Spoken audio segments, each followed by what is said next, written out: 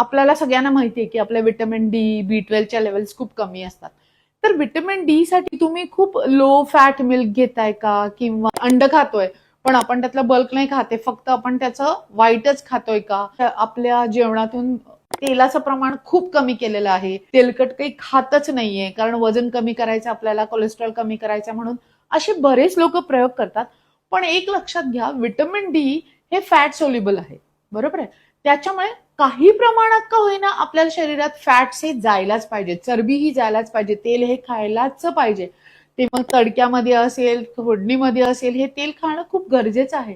त्याला लगेच fat free करू नका, कारण आपल्याला या तेलाबरोबर कोलेस्ट्रॉल पण शरीराला तेवढंच गरजेचं आहे, कारण त्या कोलेस्ट्रॉल पासूनच तुमचं व्हिटॅमिन डी तयार होत आहे.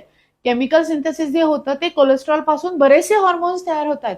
तर ही जी काही हॉर्मोन्स आहेत, हे जर तुम्ही फॅट कम्प्लीट बंद केलं तुमच्या आहारातून, तर या हॉर्मोन्सचा इम्बॅलन्स तयार होतो आणि मग आपल्याला हेल्थ प्रॉब्लेम सुरू होतात. त्याच्यामुळे पूर्णपणे आहारातून तेल बंद करू नका, ही सगळ्यांना कळकळीची विनंती आहे.